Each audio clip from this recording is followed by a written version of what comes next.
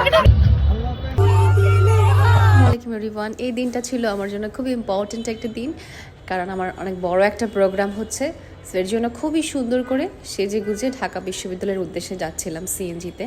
সকালে নিউজ ছিল, তারপর আবার সাজুগুজু করেছি। যাই হোক, গুটি গুটি পায়ে ভার্সিটিতে চলে আসলাম। আর এই যে আমাদের party grand get together. News শেষ করার পর এত বেশি ক্ষুধা লেগেছিল, দৌড়ে আগে খাবার নিতে আসলাম। দেন ভাবছিলাম, আল্লাহ, সবার খাওয়া হয়ে গেছে, 4টা বাজে, আমি কার সাথে খাবো। দেন এই যে আমার সঙ্গী পেয়ে গেলাম। তারপর দুইজনে বসে খুবই মজা করে খেলাম, সবগুলা খেয়ে ফেলেছি, অনেক ক্ষুধা লেগেছিল। দেন খাওয়ার পরেই অনেক জোশ আসে এবং নাচানাচি স্টার্ট হয়ে গিয়েছে।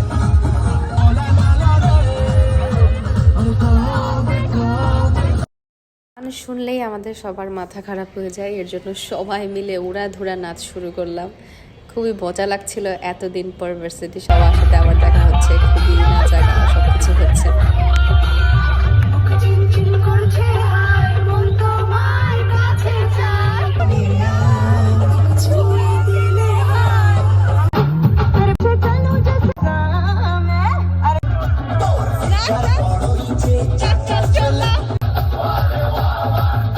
অনেক নাচানাচি করলাম, তারপরে স্টেজে যারা নাচছিল তাদেরও নাচ দেখলাম। খুবই মজা হচ্ছিল পুরা প্রোগ্রামটাতে। দেখতে দেখতে সন্ধ্যা হয়ে গেল এবং আমি শাড়ি পরেছিলাম, একটু একটু ঠান্ডা লাগছিল, বাট এত উত্তেজনাতে সবাই নাচানাচি করছিল, এটা আশেপাশে দেখে আবার গরমই লাগছিল মোটামুটি। তারপর চলে গেলাম 360 ডিগ্রি ভিডিও করতে। জনের হাতে এক একটা প্ল্যাকার্ড ছিল এবং প্ল্যাকার্ডের মাধ্যমে আমরা ঘুরে ঘুরে দেখাচ্ছিলাম। কার্পেটে একটা ভিডিও নেওয়ার জন্য কত যে চেষ্টা করেছি। যাই হোক, এত ছবি তুলে নাচানাচি করে একদম টায়ার্ড হয়ে গিয়েছিলাম। দেন সোফায় এসে বসেছিলাম। এই যে আমার একটা ফ্রেন্ড, ও শীতে কাচুমাচু হয়ে যাচ্ছিল। কিছু মজার মধ্যে আমি একটা জিনিস খুবই মিস করছিলাম, সেটা হচ্ছে আমার জামাইকে খুব মিস করছিলাম।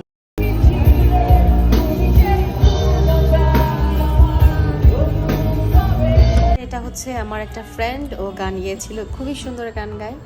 পর হলো একটা ম্যাজিক, এই যে কি এসেছে দেখেন, আপনাদের দুলাভাই চলে আসছে।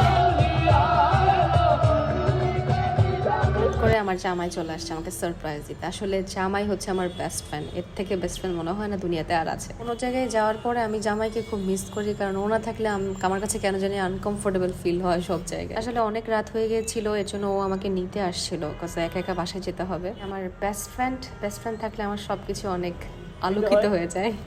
সেটা হচ্ছে 18-19 স্টেশন। এখানে উপদেষ্টা এসেছিলেন আসিফ মাহমুদ সজীব ভুইয়া, তার কথা শুনলাম। অনুষ্ঠান শেষ হয় নাই, বাট আমি বাসার দিকে যাচ্ছিলাম, প্রচন্ড ঠান্ডা ছিল, তার মধ্যে শুধু আমি শাড়ি পরেছিলাম এর জন্য। যাই হোক, এই যে আপনাদের ভাই আমাকে নিয়ে যাচ্ছিল, এই যে আমি যে শীতে কাচুমুচু হয়ে গিয়েছিলাম। যাই হোক, ব্লগটা শেষ, কেমন লেগেছে জানাবেন কিন্তু। টাটা।